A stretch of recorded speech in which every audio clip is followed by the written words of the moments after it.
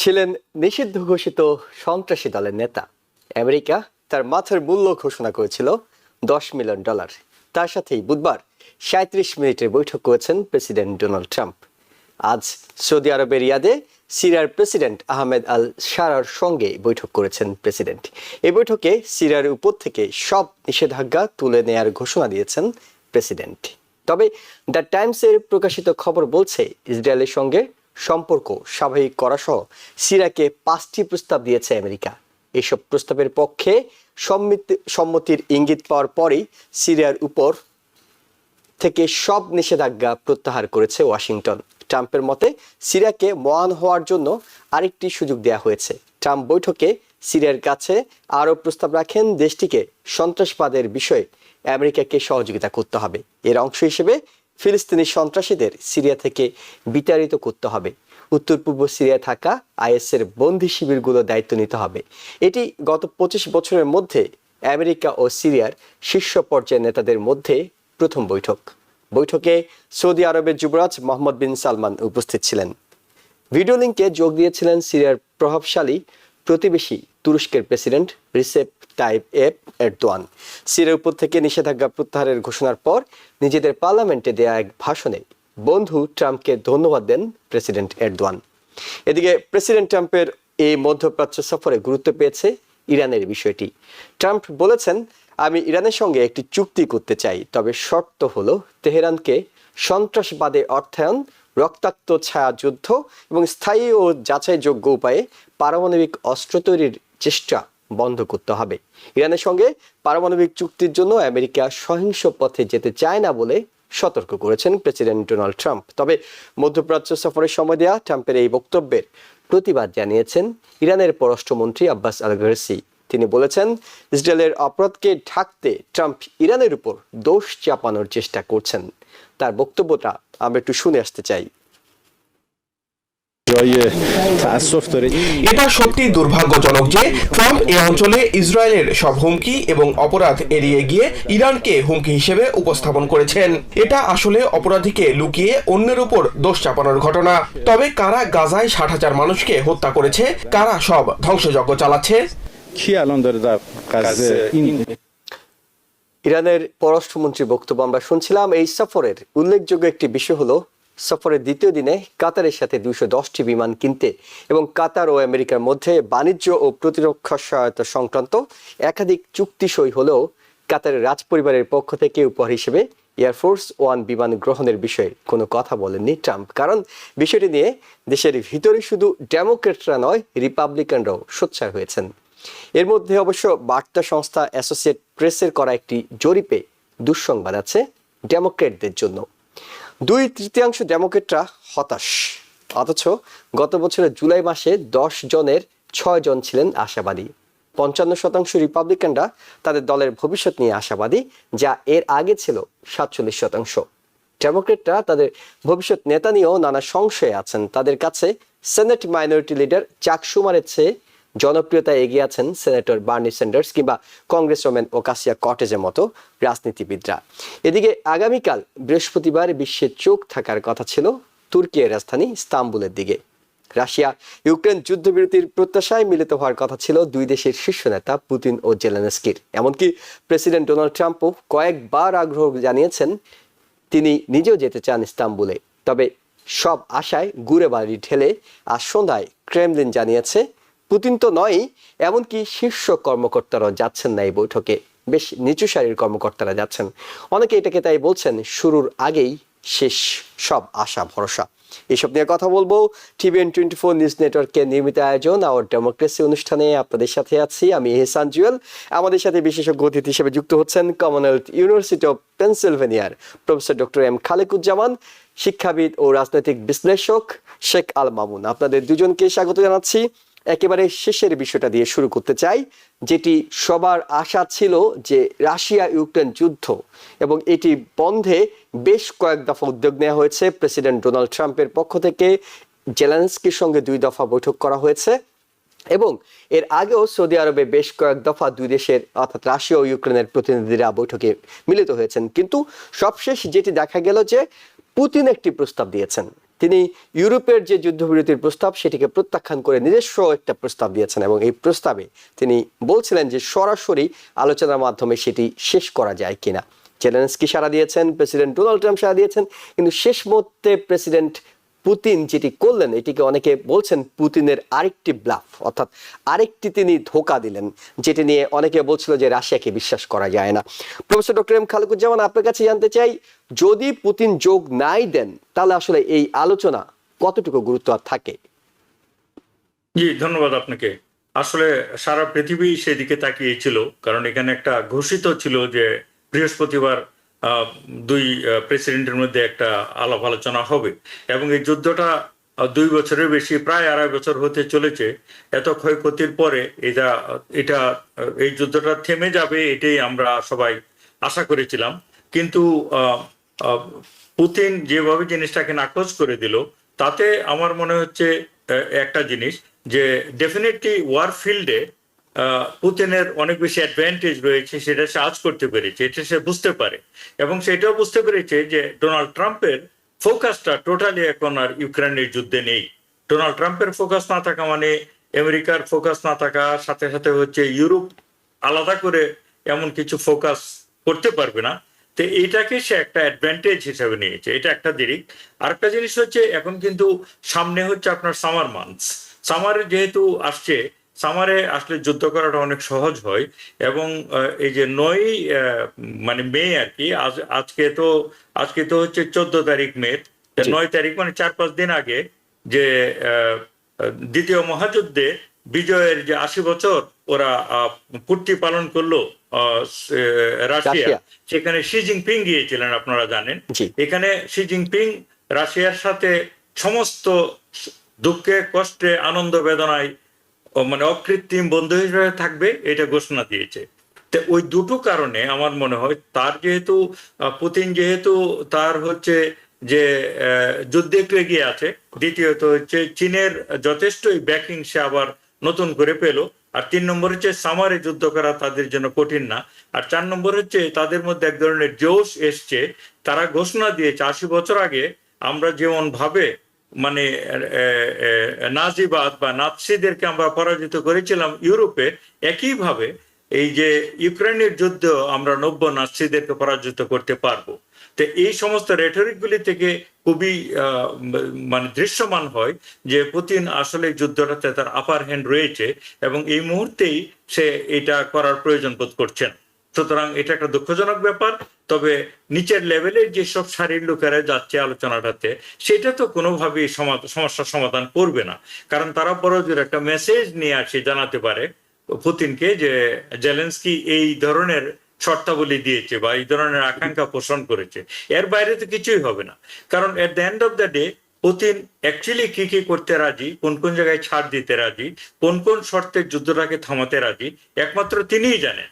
তার বাইরে যত আলোচনা হবে, এমনকি সেকেন্ড মোস্ট ইম্পর্টেন্ট পার্সন রাশিয়াতে হলো ল্যাভরভ যদি যায় ফরেন মিনিস্টার, তাহলে আমার মনে হয় না এটা কোনো ফলপ্রসূ আলোচনা হবে। একমাত্র পুতিনের সরাসরি, কারণ এটা একটা ডিক্টেটোরিয়াল দেশ, সেখানে পার্লামেন্ট কিংবা পররাষ্ট্রমন্ত্রী প্রধানমন্ত্রীর তেমন কোনো ভূমিকা নেই। একইভাবে সবচেয়ে গুরুত্বপূর্ণ বিষয় হলো, এই ধরনের আলোচনা তো গত 2 মাস ধরে চলছে, অর্থাৎ শীর্ষ পর্যায়ে নয়, তার নিচের পর্যায়ে আলোচনা তো সৌদি আরবে গত 2-3 মাস ধরে চলছে। আমেরিকা মধ্যস্থতা করার চেষ্টা করছে, সেগুলো যে কোনো ফল আনে না তার তো প্রমাণ আছে। তাহলে কালকের বৈঠকে আর নতুন কি যোগ হতে পারে? অর্থাৎ এটি কি আসলে একেবারেই একটা ধোঁকাবাজি হলো কিনা, কিংবা এটি আসলে নামকাওয়াস্তে একটা বৈঠক হচ্ছে কিনা?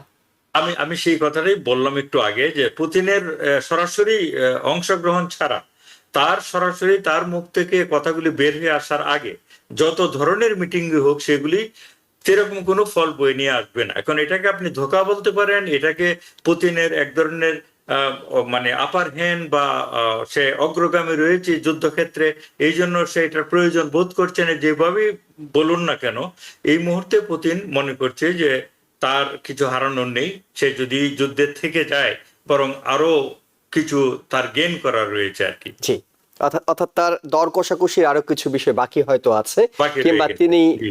যেটি প্রেসিডেন্ট ডোনাল্ড ট্রাম্প এর আগে বলছিলেন যে তার হাতে কার্ড আছে, সেই কার্ডগুলো এখনই তিনি ছাড়তে রাজি নয়। শেকাল মামুন, আপনার কাছে জানতে চাই যে গুরুত্বপূর্ণ বিষয় এখন হয়ে দাঁড়াবে আমেরিকা কি করছে, কারণ এই যুদ্ধের মধ্যস্থতার দাবি আমেরিকা করেছে এবং এই বৈঠকটি যদি হতো তাহলে কি হতে পারত সেটির বিশ্লেষণ করেছেন চ্যাটহ্যাম হাউসের রাশিয়া এবং ইউরেশিয়া ডিপার্টমেন্টের ডেপুটি ডাইরেক্টর। তিনি একটি বিশ্লেষণ করছিলেন যে এই বৈঠকে আসলে কি ধরনের ফলাফল আসতে পারে। আমরা একটু সেই বক্তব্যটি শুনে আপনার কাছে প্রশ্ন রাখবো। Well, the talks may happen at some. এর আগে ব্ল্যাক সি চুক্তির কথা আমাদের মনে আছে, কিন্তু আমি ভাবছি পুতিন এবার ইউক্রেন এবং ইউরোপকে নিয়ে কূটনৈতিক পিং পং খেলছেন। আমেরিকা নিঃশর্ত যুদ্ধবিরতির ঘোষণা দিয়েছিল, পুতিন সেটাকে প্রত্যাখ্যান করে বিকল্প একটা প্রস্তাব দিয়েছেন 15 মে ইস্তাম্বুলের বৈঠক বিষয়ে। দ্বিপাক্ষিক এই বৈঠকে কি হতে পারে? রাশিয়া তাদের দাবি জানাবে, ইউক্রেন তা প্রত্যাখ্যান করবে। অন্যদিকে ইউক্রেনের প্রেসিডেন্ট, তুর্কির প্রেসিডেন্ট এবং প্রেসিডেন্ট ডোনাল্ড ট্রাম্পের বৈঠকে সর্বোচ্চ যেটা হতে পারে তা হলো রাশিয়ার উপর চাপ প্রয়োগের সিদ্ধান্ত। শুধু মিডিয়াকে দেখাতে নয়, পুতিন যদি সত্যি আসেন তবে ইউক্রেনের কোনোভাবেই এই সুযোগ মিস করা উচিত হবে না। কারণ আমি মনে করি পুতিনই একমাত্র ব্যক্তি যিনি এই যুদ্ধবিরতির ব্যাপারে চূড়ান্ত সিদ্ধান্ত নেওয়ার ক্ষমতা রাখেন। জেলেনস্কির উচিত এই বৈঠকে পুতিনকে দুটি প্রশ্ন করা। পুতিন সত্যিকারের যুদ্ধবিরতি চাইলে প্রতিহিংসা বন্ধ করা উচিত। দ্বিতীয়ত, রাশিয়া সম্মত হলে তার প্রমাণ দিতে হবে, কারণ এর আগে দেয়া সব প্রতিশ্রুতি ভঙ্গ করেছে রাশিয়া। ইউক্রেনের সব যুদ্ধবন্দীদের ফেরত দেওয়ার মাধ্যমে রাশিয়া তা প্রমাণ করতে পারে। অন্যদিকে এটা পরিষ্কার নয় বল প্রয়োগের মাধ্যমে ট্রাম্প শান্তি আনতে চান কিনা। এটা পরিষ্কার ট্রাম্প ধৈর্যহারা হচ্ছেন এবং তিনি বুঝতে পারছেন রাশিয়ার চাহিদা বেশি, কিন্তু ট্রাম্প এখনও রাশিয়ার উপর সামান্যতম চাপ সৃষ্টির মতো কোনো কাজ করেননি। Previous commitments they violate. শেকাল Mamun, যেটি বলছিলেন চ্যাটহ্যাম হাউসের ডেপুটি ডাইরেক্টর, তিনি বলছিলেন যে এটা পরিষ্কার যে প্রেসিডেন্ট ডোনাল্ড ট্রাম্প ধৈর্য হারা হচ্ছেন, কারণ তিনি 24 ঘন্টার মধ্যে যুদ্ধ বন্ধ করার ব্যাপারে আত্মবিশ্বাসী ছিলেন। তিনি শেষ পর্যন্ত ভ্লাদিমির স্টপ বলতে বাধ্য হয়েছিলেন এবং এইবারে তিনি খুব আন্তরিক ছিলেন যে যদি পুতিন আসেন তাহলে তিনি নিজেও যাবেন, তাকে কেউ ইনভাইট করেনি, কিন্তু তিনি সরাসরি ইস্তাম্বুলে গিয়ে এই আলোচনায় থাকতে চেয়েছেন, অর্থাৎ সাইড লাইনে হলে থাকতে চেয়েছেন, প্রভাবকের ভূমিকা পালন করতে চেয়েছেন। এবার পুতিন আসলেন না, যদিও ডোনাল্ড ট্রাম্প মনে করছিলেন যে পুতিন হয়তো শেষ মুহূর্তে এইভাবে কাটে দিতে পারে, সেটি হয়েছে।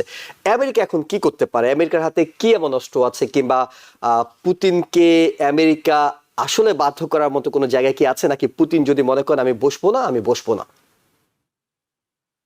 Well, look, thank you. Well, যে উইলিংনেসটা দেখাচ্ছে Trump, it's like a weak. যখন ডিপ্লোমেসি করতে হবে, ডিপ্লোমেসি উইথ দ্য স্ট্রেংথ হচ্ছে দ্য বেস্ট ওয়ে। কিন্তু ট্রাম্প প্রথম থেকেই তার কারণ আমরা জানি যে এখানকার আমাদের debt limit is going up. We have so many problems in the economy. So we really like to continuously giving so much billions of dollars all the time. এটা বুঝতে পারছি, কিন্তু এটা বোঝার পরও কিন্তু এটা যখন পাবলিকলি এত বেশি হয় প্রকাশ করা হয়েছে, তখনই কিন্তু পুতিন বুঝতে পারছে পুতিন একজন জানো diplomat, KGB x agent, he is a Russia খুব ভালো করে জানে এবং ওয়েস্টার্ন স্পেশালি ট্রাম্পকে সে খুব ভালো করে বোঝেন। তো এখানে যেটা এখন ট্রাম্পের যেটা করা উচিত হবে, I mean he could impose more sanctions এবং আলটিমেটলি তাকে চায়নার সঙ্গে কাজ করতে হবে। যদি চায়না যদি স্ট্রিক্টলি বলে যে what we not doing business with you, যদি ইন্ডিয়ার সঙ্গে যদি স্ট্রিক্টলি বসতে পারি ইন্ডিয়া তার থেকে তেল কিনবে, তখন দোজ আর দ্য থিংস। যদি ট্রাম্প ইন্ডিয়ার সঙ্গে বলে যে look if you do not stop buying this thing from the Russia we can have some serious consequences, we not gonna buy this stuff from you. So your economy is completely depending on our economy, our finance. So IMF এর থেকে India প্রচুর পয়সা নিচ্ছে। আমি আপনাকে প্রশ্ন করতে চাই, এটা কি কখনোই সম্ভব যে আমেরিকা, চায়না এবং ভারতকে বাধ্য করতে পারবে রাশিয়ার বিরুদ্ধে? ভারতকে we have to prove, we have to show him, look, তুমি যত বিলিয়নস অফ ডলারের বিজনেস আমেরিকার সঙ্গে আছে এবং এটা পৃথিবীর শান্তির জন্য এটা খুবই important, then you have to stop the business. তখন যদি ইনডাইরেক্টলি তাকে ফোর্স করা হয়, দ্যাটস দ্য অনলি ওয়ে। তার কারণ রাশিয়া মানে সে তার মন দিয়ে না, শুধু তার সমস্ত এক্সিস্টেন্স দিয়ে বিশ্বাস করে Ukraine is part of Russia. ইউক্রেনের ল্যাঙ্গুয়েজ, ইউক্রেনের কালচার, ইউক্রেনের সমস্ত কিছু is part of Russia. So এখন হয়তো ইউক্রেন একটা সেপারেট কান্ট্রি হয়ে গেছে, কিন্তু সে কখনোই বিশ্বাস করতে পারে না যে Ukraine could join to the NATO, Ukraine could join with the European union এবং ওয়েস্টার্ন ওয়ার্ল্ড। সেগুলো কিন্তু সে কখনোই, যদি এখন অনেক প্রেশারের মাধ্যমে সে বলার চেষ্টা করছে, কিন্তু সে কিন্তু বিশ্বাস করে না একটুও। সো যেহেতু সে বিশ্বাস করে না এবং দেখতেছে যে America is making very desperate. America just stopped cutting all kind of aids and all the ammunitions. So এবং এটাও জানছে যে America said, you know what, you keep everything whatever you took, 20% of the Ukrainian land, the Crimea, you could have everything. Still Putin কেন এত রাজি হচ্ছে না? So তার কারণ পুতিন দেখতেছে যে West are really soft. West are they don't like to provide any money because West are especially America is in a debt এত বেশি হয়েছে যে তারা এখন ডেপটা কন্ট্রোল করার মতো তাদের হয়ে গেছে। সো এই কারণে এখন পুতিন এগুলোর অ্যাডভান্টেজ নিচ্ছে। সো আমেরিকাকে আরো টাফ হইতে হবে, একটু স্ট্রং হইতে হবে। America start providing more security to the Ukraine এবং then that's the only way then in the future Putin and Russia will sit down and make a negotiation. জি, আমি আপনার কাছে একটা প্রশ্ন রাখতে চাই, সেটা হলো যে ট্রাম্পের অনেক প্রচেষ্টাই আলোর মুখ দেখছে না ইউক্রেন ইস্যুতে, কিন্তু আমরা জানি যে পুতিন না গেলেও জেলেনস্কি যদি যান তবে তিনি আগামীকালকে রিসেপ তাইয়েপ এরদোয়ানের সঙ্গে একটি বৈঠক করবেন। আপনার কাছে কি মনে হয় যে ট্রাম্পের পাশাপাশি এরদোগান যদি একটা ভূমিকা রাখার চেষ্টা করেন, কারণ এর আগে তো আমরা ব্ল্যাক সির ক্ষেত্রে দেখেছি তিনি সাফল্য পেয়েছিলেন, তাহলে তিনি পুতিনকে কিছুটা কনভিন্স করতে পারবেন বলে আপনার কাছে মনে হয়? Well, Erdogan had some things, but look, America যে পরিমাণ সাহায্য করছে আর্মস দিয়ে, পয়সা দিয়ে, Turkey doesn't have those kind of capability. Turkey could provide few drones এবং Turkey was getting a lot of natural gas and crude oil coming through the Russia. So Turkey was getting benefited from the Russia's cheap oil. So I don't think Turkey has those kind of leverage বা সে ধরনের কোনো পাওয়ার আছে যে পুতিনকে convince করবে, because Putin is more powerful এবং সে ঝানু politician. So এরদোগানের কাছ থেকে কোনো অ্যাডভাইস পুতিনের নেওয়ার মতো কিছু নেই এই মুহূর্তে। জি, একেবারেই খুবই দাবার গুটি উল্টে যাওয়ার মতো ঘটনা। আমরা 2019 সালে যখন শুরু হয়েছিল দেখেছিলাম যে রাশিয়াকে সবাই মিলে চাপে রাখছে, আর এখন রাশিয়ার ইচ্ছের উপরে যুদ্ধ বন্ধ এবং অন্যান্য বিষয়গুলো দাঁড়িয়ে যাচ্ছে। আগামীকালকে বৈঠকের পর হয়তো আমরা নতুন করে বিশ্লেষণ করবো। প্রফেসর ডক্টর এম খালেকুজ্জামান, আপনার কাছে একটু মিডল ইস্ট সফর অর্থাৎ প্রেসিডেন্ট ডোনাল্ড ট্রাম্পের যে সফর, দ্বিতীয় দিনে আজকে যা ঘটলো, 210টি জেট কেনার জন্য চুক্তি হয়েছে কাতারের সঙ্গে, সে তার পাশাপাশি যে বিষয়টি সবচেয়ে বেশি আলোচনা এসেছে সিরিয়ার প্রেসিডেন্টের সঙ্গে প্রেসিডেন্ট ডোনাল্ড ট্রাম্পের দেখা করা, 37 মিনিটের বৈঠক করা এবং সবশেষ সিরিয়ার উপর থেকে নিষেধাজ্ঞা তুলে নেওয়া। অর্থাৎ রাজনীতিতেও শেষ কথা বলে কিছু নেই, অনেকটা সেরকম মনে হচ্ছে। কিন্তু কেউ কেউ বলছেন যে এই বৈঠকের বিনিময়ে সিরিয়ার উপরে সব নিষেধাজ্ঞা তুলে নেওয়ার বিনিময়ে তাদের সঙ্গে ইসরায়েলের সম্পর্কটাকে ঘনিষ্ঠ করার চেষ্টা করছেন প্রেসিডেন্ট ডোনাল্ড ট্রাম্প। আপনার কাছে কি মনে হয়?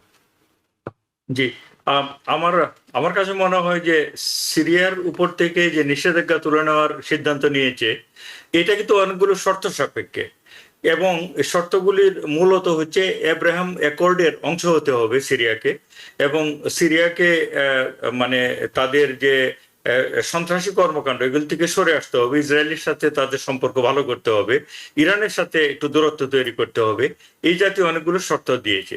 তবে সিরিয়ার অর্থনীতি কিন্তু পৃথিবীতে one of the worst economy এই মুহূর্তে, এত যুদ্ধ বিধ্বস্ত একটা দেশ, সেখানে সিরিয়ার আপনি জানেন 69 থেকে 70% লোক দারিদ্র সীমার নিচে বাস করে, তার 25% মানুষ হচ্ছে অ্যাবজেক্ট, খুবই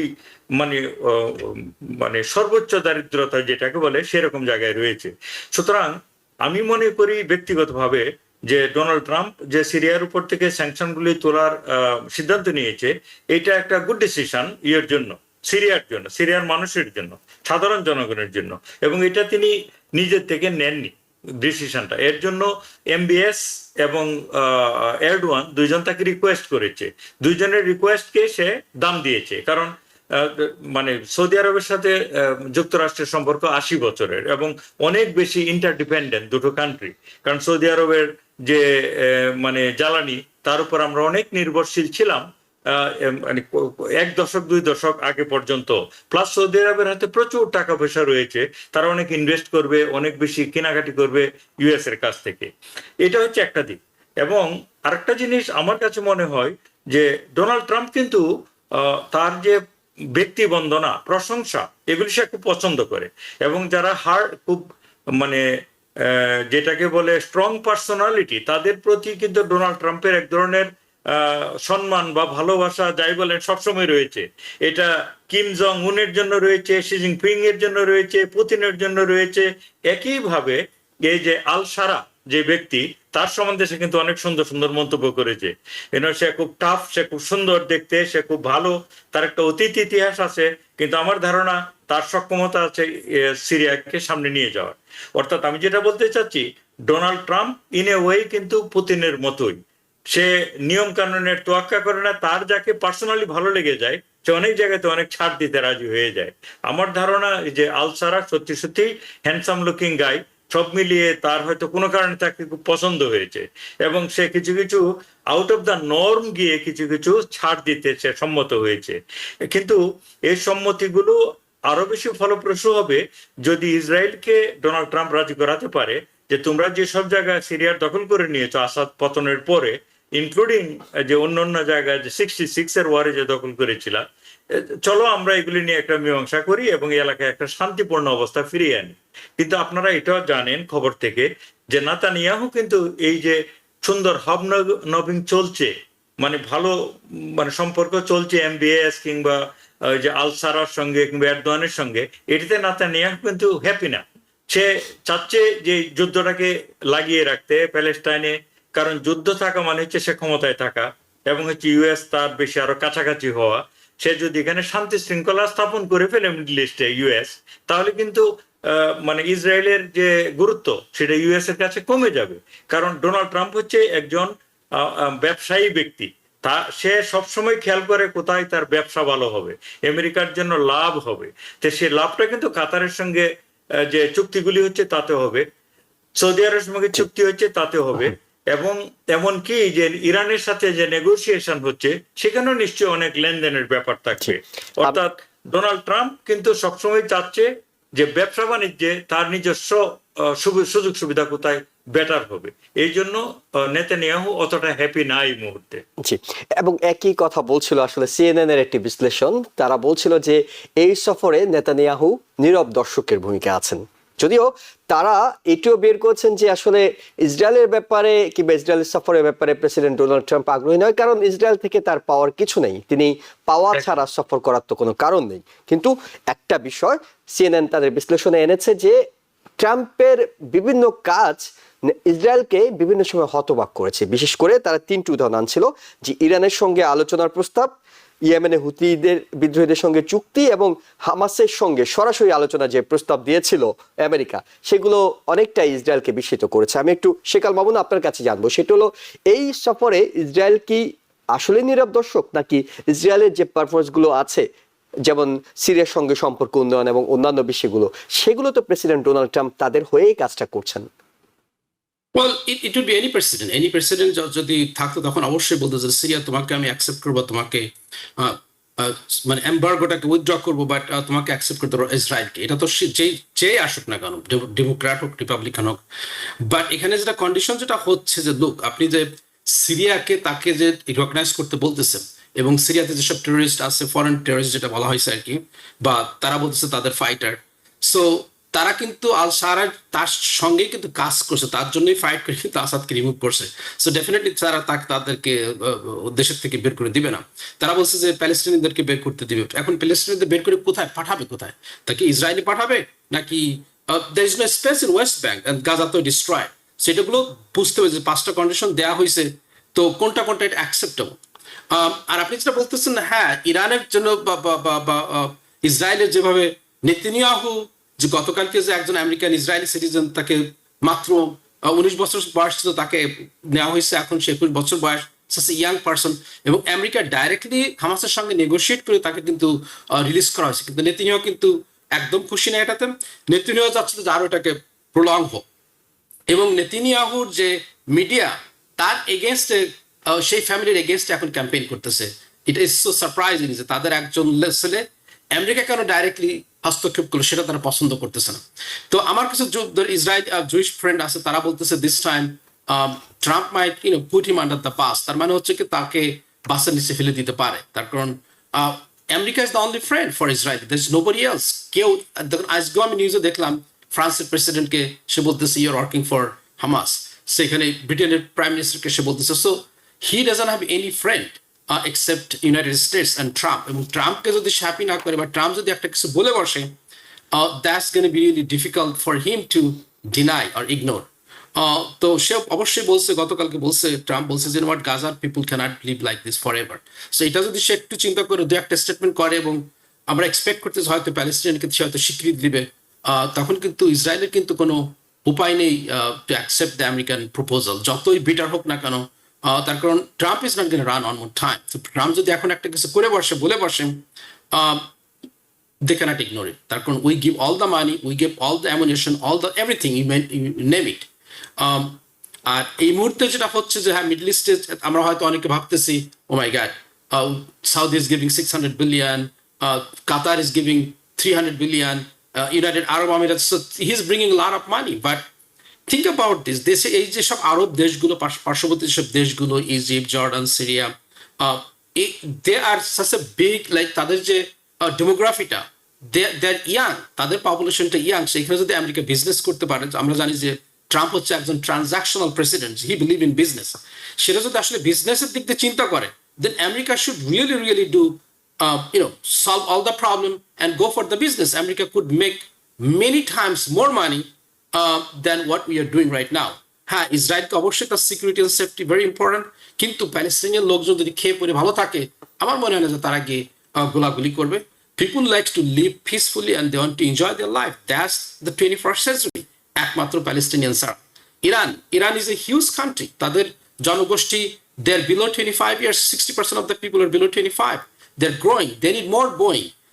কাতারের কাছে হয়তো 200 প্লেন বিক্রি করতেছে, 100 কত, 200 বিলিয়ন ডলারের প্লেন বিক্রি করতেছে। ইরানের কাছে তার থেকে বেশি টাকার প্লেন তারা বিক্রি করতে পারবে তার কান্ট্রিকে মডার্নাইজেশন করার জন্য। ইরানের এয়ার ফোর্স, তাদের যে private jet is collapsing, they need this thing.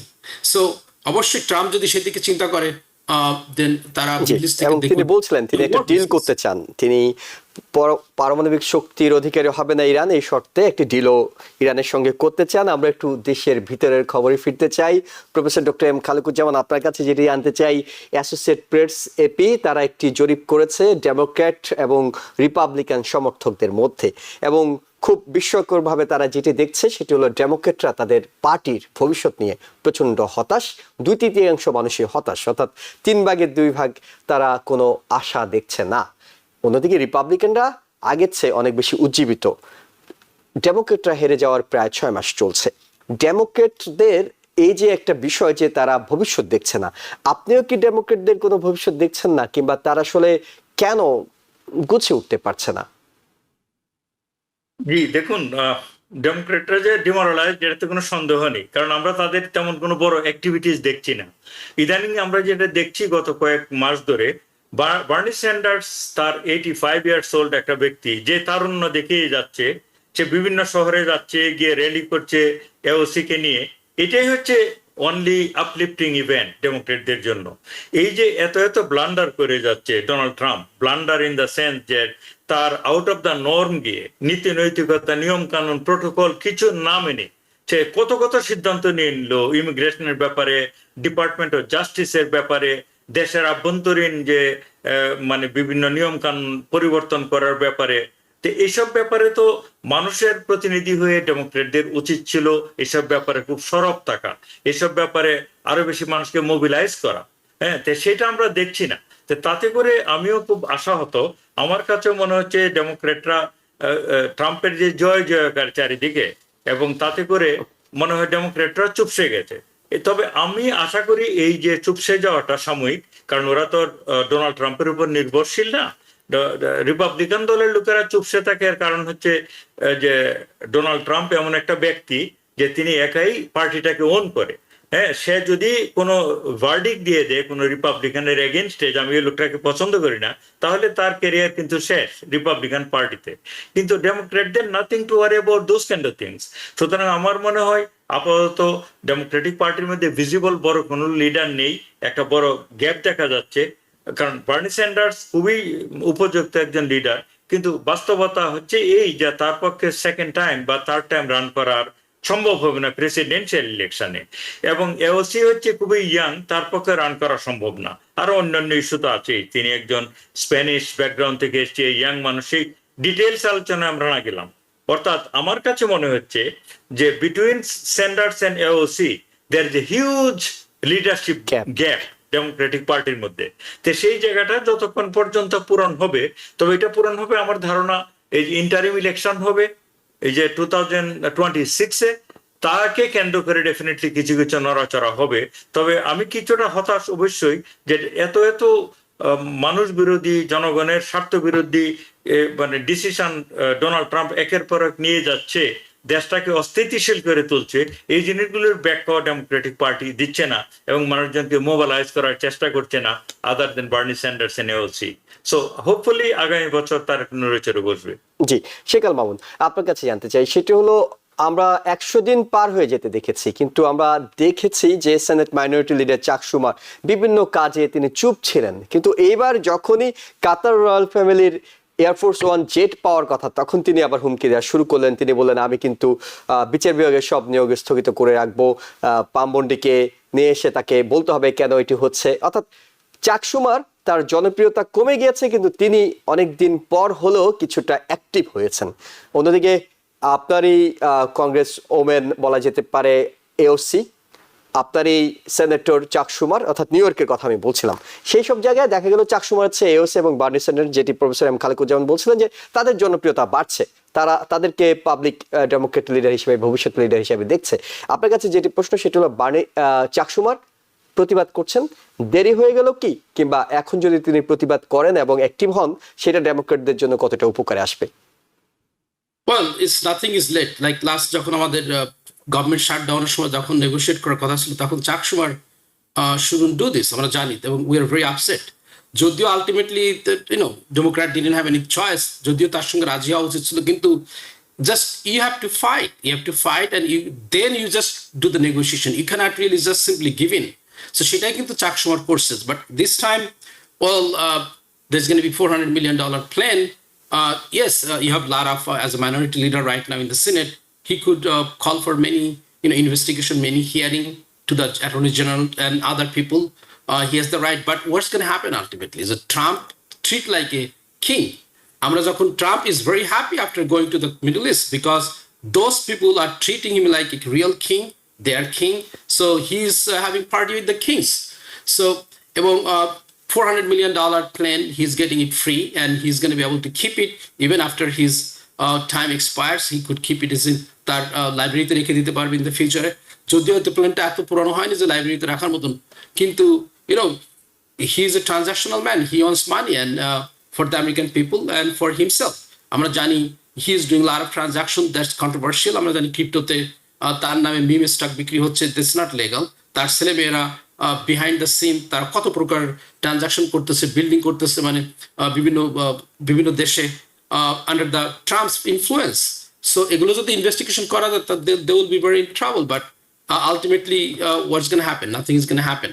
So whatever Trump is deciding is going to be like the final. So চাক শুমার যতই ইনভেস্টিগেশন করুক তাতে কিছু যায় আসে না এই মুহূর্তে, because they don't have any majority. They don't have any majority in the House, Senate, and all three branches are part of the Republican Party. So yes, they could do it, but I don't think ultimately it's not going to make any difference until and unless দেখেন Medicaid এসে যখন কাট করবে, then people is going to really get hurt. তখন কিন্তু people will in the midterm election they will pay it back. But with this kind of things, I don't think it's going to be a big deal. আপনি মেডিকেটের কথা বলছিলেন, আমরা professor doctor M Khalekuzzaman আপনার কাছে জানতে চাই, সেটা হলো প্রেসিডেন্ট হিসেবে ডোনাল্ড ট্রাম্প যে কাজগুলো করেছেন তার মধ্যে একটি কাজ অনেকের কাছে সমাদৃত হয়েছে, অন্তত আমি মনে করছি, সেটি হলো যে তিনি ড্রাগের অর্থাৎ ওষুধের দাম কমানোর কথা বলেছেন, এক্সিকিউটিভ অর্ডার দিয়েছেন। এটিতে অনেকে সন্তোষ প্রকাশ করেছে, বিশেষ করে যারা নিম্নবিত্ত কিংবা যাদের আয়টা একটু কম, তারা বলছে আমেরিকাতে কেন ওষুধের দাম এত বেশি হবে, প্রেসিডেন্ট সঠিক জায়গায় হাত দিয়েছেন। কিন্তু এটার কার্যকারিতা অর্থাৎ কতটা তিনি টিকবেন, কতটা তার এই এক্সিকিউটিভ অর্ডারটা সুফল মানুষ পাবে বলে আপনি মনে করছেন? জি দেখুন, এই যে আমরা বিশ্ব রাজনীতি নিয়ে কথা বলছি, এগুলোর প্রভাব at the end of the day আমেরিকার রাজনীতির ধরনটাই এমন, এগুলি খুব বেশি ম্যাটার করবে না। ম্যাটার কিন্তু করবে যখন আমার পকেট বুক ইস্যুতে গিয়ে মানে আমরা প্রভাবান্বিত হবো। এর মধ্যে মেডিকেড একটা, মেডিকেয়ার একটা, সোশ্যাল সিকিউরিটি একটা, জিনিসপত্রের দাম একটা, তারপরে ইনফ্লেশন রেট একটা, তাই না? মেডিকেডের যে বিষয়টা, এটাতে যদি ওষুধপত্রের দাম কমানোর ব্যাপারটা তো আসলে জো বাইডেনের আমল থেকে শুরু করেছিল। উনি তো বরং এই যে ইনসুলিনের দাম কত $1700 থেকে $35 নামিয়ে নিয়ে এসেছিলেন, এবং এরকম অনেকগুলোই উদ্যোগ ডেমোক্রেটিক প্রেসিডেন্সিয়াল টাইমে নেওয়া হয়েছিল। সুতরাং আমেরিকাতে যে হেলথ কেয়ার কস্ট, এটা কিন্তু G7 যে দেশ, অর্থাৎ ধনী দেশ যেটাকে বলি G7 দেশ, তার মধ্যে এভারেজের থেকে ডাবল। হ্যাঁ, সুতরাং এটাকে কমিয়ে আনার অনেক স্কোপ রয়েছে। এবং আমেরিকাই হচ্ছে একটা দেশ G7 এর মধ্যে যারা জিডিপির 18% মতো হেলথ কেয়ার জন্য আমরা ব্যয় করি মানুষের আর কি এভারেজে। তারপরেও আমাদের র্যাঙ্কিং কিন্তু দুনিয়াতে নাম্বার 1 না মেডিকেল ইয়েতে আর কি ফ্যাসিলিটিজে, সেখানে আমাদের র্যাঙ্কিং হচ্ছে 32। অর্থাৎ আমি যেটা বলতে চাচ্ছি, এখানে অনেক ধরনের ইমপ্রুভমেন্টের স্কোপ রয়েছে। এখানে ডোনাল্ড ট্রাম্প যদি করতে পারে, সেটা তিনি যে সবসময় রিপাবলিকান প্রেসিডেন্ট বলে সব কাজেই খারাপ করবেন এমন না। এখানে এই কাজগুলি যদি সে করতে পারে, করার অনেক স্কোপ রয়েছে, অনেক জায়গা রয়েছে, এটা করাই উচিত। এবং তিনি তো সেই ওয়াদা দিয়েই আমাদের প্রেসিডেন্ট হয়েছে যে আমাদের ইনফ্লেশন রেট কমিয়ে দিবে, আমাদের তেলের দাম কমিয়ে দিবে, মানে অন্য যত সমস্যা ছিল ওইগুলি তিনি সমাধান করে দিবেন। এখন পর্যন্ত আমরা অতটা ফল পাচ্ছি না, তাই না? তিনি অনেক অস্থিরতা তৈরি করেছে মার্কেটে, তারপরে হচ্ছে স্টক মার্কেটে, পৃথিবীতে ট্যারিফ ওয়ার ঘোষণা করে।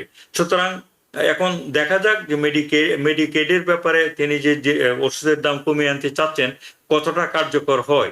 এক্সিকিউটিভ অর্ডারের মাধ্যমে কি ওষুধের দাম কমানো যায়, নাকি এর জন্য আসলে দুইটা যে হাউস, কংগ্রেস এবং সেনেট, সেইখানেও তাদের সহযোগিতা প্রয়োজন হবে।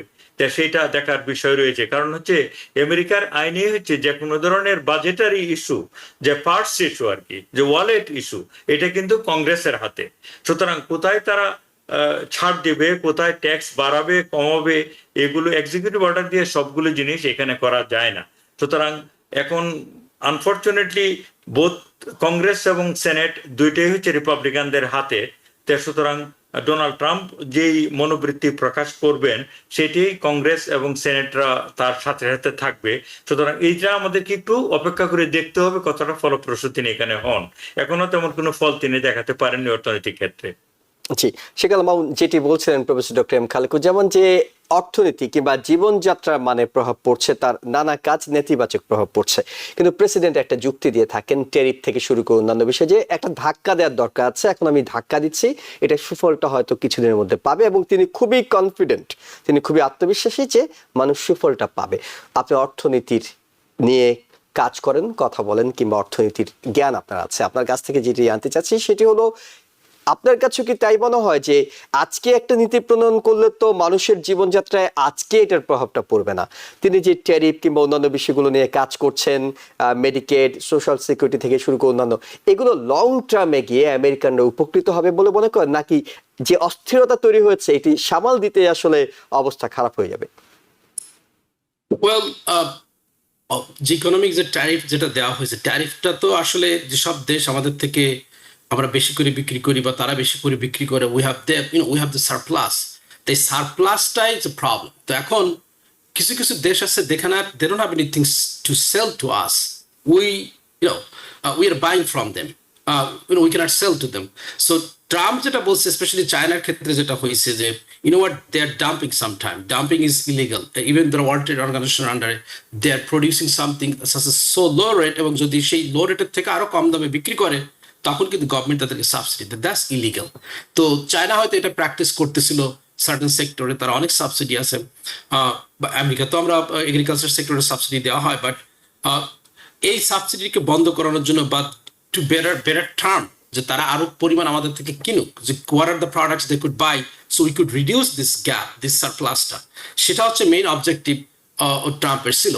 হয়তো ইনিশিয়ালি সে 145% ট্যারিফ ইনক্রিজ, দ্যাট সেটা আসলে ভালো হয়নি, কোন ইকোনমিস্ট এটা সাপোর্ট করে, আনসাস্টেইনেবল। কিন্তু আলটিমেট গোল, যে since we have so much surplus with other countries, they need to buy more of our products. আমাদের যদি মোর অফ আওয়ার প্রোডাক্টস কিনে, তখন আমাদের ফার্মার উপকৃত হবে, আমাদের এখানে বিজনেস গ্রো করবে। Those are the things he was thinking of. But আপনি যেটা লাস্ট মোমেন্টে যেটা মেডিকেড, এটা ডাইরেক্টলি 18% বা 20% অফ আর জিডিপি বা আমাদের বাজেটে সেখানে স্পেন্ড করা, সেখান থেকে যদি কাট করা হয়, স্পেশালি রুরাল বা সাউথ ইস্ট স্টেটগুলোতে Mississippi, Alabama, huge percentage of people, elders people, young people, they rely on the Medicaid. So the Medicaid যদি তাদের না থাকে, then those people is going to die, they're going to suffer because they don't have enough money to buy their own insurance. তারপর এখানে insurance comes together in a package. You go to the doctor and also you get the prescription benefit both. কিন্তু যদি তাদের insurance না থাকে, you cannot buy those kind of medicine over the counter. It's quite impossible. So it's going to negatively impact. So এটা কিন্তু সে বুঝেই, যেহেতু সে দেখতেছে মেডিকেটে সে কাট করতে হবে টু সেভ দ্য মানি, সেই কারণে এখানে হয়তো সে বলতেছে আমরা প্রেসক্রিপশনে আমি প্রাইস রিডিউস করবো, সামহাউ একটা ব্যালেন্স করার চেষ্টা করতেছে, but that's not gonna help a lot. জি, আমরা একেবারে শেষ যে বিষয়টা নিয়ে প্রফেসর ডক্টর এম খালিকুজ্জামান আপনার মতামত চাই সংক্ষেপে, সেটি হলো যে ভারত পাকিস্তান যুদ্ধ বন্ধে প্রেসিডেন্ট ডোনাল্ড ট্রাম্প প্রশাসন মধ্যস্থতা করেছে। তবে প্রেসিডেন্ট একবার বলছিলেন যে আমি তাদের বাণিজ্য লোভ দেখিয়েছিলাম, ট্রেডের কথা বলেছি ভারত পাকিস্তানকে, তারা রাজি হয়ে গেছে, এই কারণে যুদ্ধ বন্ধ করতে। এবং তিনি এটিও মন্তব্য করছিলেন যে তিনি মূলত একটি পারমাণবিক যুদ্ধ বন্ধ করছেন। নিউ ইয়র্ক টাইমসেরও রিপোর্ট দেখলাম যে মার্কো রুবিওর কাছে এমন কিছু বার্তা ছিল যে এই যুদ্ধ শেষ পর্যন্ত পারমাণবিক যুদ্ধে রূপ নিতে পারে। ভারত পাকিস্তানের প্রস্তুতি দেখে তাদের কাছে এরকমই মনে হচ্ছিল। আপনার কাছে জানতে চাই যে সবকিছু অ্যানালাইসিস করে, যুদ্ধের পরিস্থিতি অ্যানালাইসিস করে আপনার কাছে কি মনে হচ্ছিল যেটা শেষ পর্যন্ত পারমাণবিক যুদ্ধে রূপ নিতে পারে? দেখুন, আমরা যেই দুটো দেশ নিয়ে আমরা আলোচনা করছি এখানে, পাকিস্তান এবং ভারত, দুটো দেশই কিন্তু আমার দৃষ্টিতে খুব বেশি ম্যাচিওর না। তারা খুবই রাউডি লোকজন, খুবই বেশি আর কি আবেগপ্রবণ, খুব সহজেই তারা উত্তেজিত হয়ে পড়ে, সহজেই মারদাঙ্গায় লিপ্ত হয়ে পড়ে সার্বিকভাবে সমাজটাতে। বিশেষ করে পাকিস্তানের দিকে যদি আপনারা তাকান, পাকিস্তানের আসলে সেই অর্থে কোনো স্থিতিশীলতাই নেই, ম্যাচুরিটিও নেই। এখানে আসলে কারা যে দেশ চালায়, যেমন হচ্ছে আর্মির একটা বিশাল রোল আছে। আমি এই জন্য কথাগুলি বললাম, এমন দুটো দেশের হাতে হচ্ছে পারমাণবিক শক্তি। এবং আপনারা যুদ্ধটার যে কয়েকদিন আগে যে হয়ে গেল, সেটা যে আপনারা লক্ষ্য করেছেন, দুই দেশেই দাবি করছে যে তারাই জিতে গিয়েছে যুদ্ধটাতে, তাদের অনেক বেশি সাফল্য ছিল। কিন্তু আপনি যদি ভারতের নিউজ দেখেন, তারা বলছে যে পাকিস্তানের যে পারমাণবিক যেখানে মজুদ রয়েছে, যেসব পাহাড়ের পাদদেশে, সেইখানে ইন্ডিয়ান মানে ফাইটার জেট গিয়ে বমিং করেছে।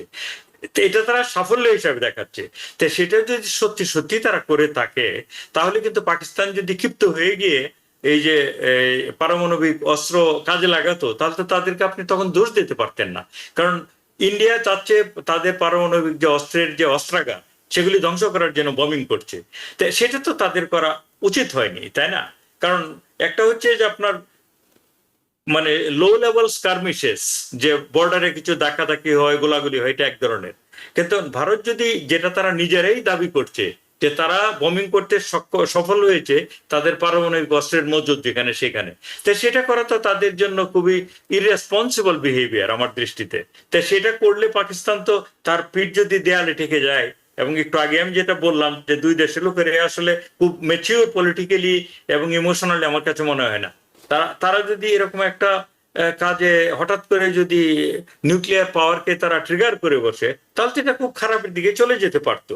সুতরাং এটা আমার দৃষ্টিতে মানে যে ইন্টেলিজেন্স রিপোর্ট কতটা ছিল মার্কো রুবিওর কাছে, সত্যি সত্যি তারা পারমাণবিক যুদ্ধের দিকে যাচ্ছে কিনা আমি জানি না, কারণ এই নিউজটা তো আমাদের কাছে থাকবে না। We are not privy to that kind of information. কিন্তু টিভি থেকে যেটা আমি বললাম যে ভারতে যেরকম দাবি করে ওরা পারমাণবিক অস্ত্রের প্রতিও তারা হাত বাড়িয়েছিল ওদেরকে ধ্বংস করার জন্য, সেটা তো ঠিক হয়নি। জি, শেখ আল মামুন, আপনার কাছে 1 মিনিট শুনবো এই বিষয়টি নিয়ে। Well, look, definitely এখানে নিউক্লিয়ার পাওয়ার ইউজ করা তো কমপ্লিটলি আননেসেসারি and unacceptable. যেখানে ইন্ডিয়া থেকে বা পাকিস্তানের থেকে সেখানে টেররিস্ট অ্যাক্টিভিটিস হয়েছে, তাদের সেটা রিভেঞ্জ হিসেবে তারা হয়তো মিসাইল করছে বা ছুটছে, কিন্তু to go to that level to utilize nuclear power, this quite like a childish এবং ফুলিশ ডেফিনেটলি। তার কারণ দুই পক্ষের আর্মিরা I think they are very knowledgeable, they are very trustworthy for the safety of the country. কিন্তু এই পর্যায়ে আমার মনে হয় যায়নি বা যাওয়া হয়নি। কিন্তু আমি এর সঙ্গে একটু অ্যাড করতে চাই, লুক স্পেশালি ইউরোপের দিকে দেখেন 47-এর পরে, ইউরোপ 50-র পরে গিয়ে কোনো যুদ্ধ কিন্তু তারা করে নাই। সমস্ত দেশ কিন্তু their democratic system, their people beside the ইউক্রেনের অর, যেটা আমরা এখন দেখতেছি। আমি যেটা বলতে চাচ্ছি যে ইংল্যান্ডে যখন আয়ারল্যান্ড সেপারেট হয়ে গেছে, স্কটল্যান্ড সেপারেট হয়ে যাচ্ছে, ওয়েলস সেপারেট হয়ে যাচ্ছে, this lot of country they getting separated by the vote of the peoples, পিপলের উইলিং এর কারণে। এখানে কাশ্মীর হচ্ছে এমন একটা জানি it's a very hard spot, কিন্তু ওভারঅল যদি কাশ্মীরের পপুলেশন যদি দেখা যায় সেখানে 90% অফ মুসলমান, এবং ব্রিটিশ যখন ডিভিশন হয়েছে based on the religion, under that prospective if they want to separate or make a different country, so India, the whole world should come and help them out to make independent country. কিন্তু প্রত্যেক কিছুদিন পরপরই জঙ্গি attack হবে, তার পরিপ্রেক্ষিতে পাকিস্তানকে attack করতে হবে। Pakistani is not always responsible for this kind of things. Maybe they have influence, they train them, they provide all the fund and other things, I don't know. But if they do, they should talk and negotiate and have a peaceful coexistence. We don't need this kind of nuclear power, nuclear or in the subcontinent. অনেক ধন্যবাদ আপনাদের দুজনকে আপনাদের মতামতের জন্য। আমরা শেষ করার সময় একটা তথ্য দিয়ে শেষ করি, সেটা হলো যে সিএনএন এই মুহূর্তে যে কভার স্টোরিটি করেছে সেটি হলো যে তারা প্রেসিডেন্ট জো বাইডেনের শেষ 2 বছর তিনি কেমন ছিলেন সেটি নিয়ে একটি বই প্রকাশ করেছে সিএনএন এর জ্যাক টেপার এবং অ্যালেক্স থমসন। তারা আগামী 20 মে এই বইটি আনুষ্ঠানিকভাবে প্রকাশ করতে যাচ্ছে। তবে তারা যে তথ্যগুলো দিচ্ছে সেখানে তারা 200 জন ডেমোক্রেটিক যারা খুব ঘনিষ্ঠ ছিলেন প্রেসিডেন্ট জো বাইডেনের সঙ্গে তাদের সাক্ষাৎকার নিয়েছেন, এবং সেখানে বলছিলেন যে শেষ মুহূর্তে শেষ 2 বছরে এমন একটা অবস্থার মধ্য দিয়ে প্রেসিডেন্ট জো বাইডেন গিয়েছেন যে তিনি তার সার্কেলটাকে অনেক ছোট করে এনেছিলেন, এবং তার বেশিরভাগ ক্যাবিনেট সেক্রেটারিরা বিশ্বাস করতেন রাত 2টায় যদি প্রেসিডেন্টকে কোনো কারণে নক করা হয় প্রেসিডেন্ট পারফর্ম করতে পারবে না। অর্থাৎ তার স্বাস্থ্যগত বিষয় নিয়ে যেটি অভিযোগ ছিল যে তিনি লুকাচ্ছিলেন তথ্য, তার ঘনিষ্ঠজনদেরকে সাক্ষাৎকার নিয়ে এই তথ্যটি প্রকাশ করেছে সিএনএন তার বইতে, এবং এটি আগামী 20 মে প্রকাশ হবে। তখন হয়তো আমরা বিস্তারিত বলতে পারবো এবং দর্শকদেরকেও আইডিয়া দিতে পারবো যে আসলে সাবেক প্রেসিডেন্ট জো বাইডেন শেষ 2 বছর কতটা নাজুক অবস্থায় ছিলেন তার স্বাস্থ্যগত দিক থেকে, কিন্তু তারপর তিনি ইলেকশন করতে চেয়েছেন। দর্শক, জানিয়ে রাখলাম 20 মে হয়তো আমরা এই বিষয়টা নিয়ে আলোচনা করার চেষ্টা করব। আপনাদের সবাইকে অসংখ্য ধন্যবাদ এতক্ষণ আমাদের সঙ্গে থাকার জন্য। টিভিএন 24 টেলিভিশন দেখতে আজই কল করুন 7187776556। লগ ইন করুন www.totalcablebd.com। নিউ ইয়র্ক থেকে সম্প্রচারিত টিভিএন 24 টেলিভিশন বিশ্বজুড়ে বাঙালির কণ্ঠস্বর।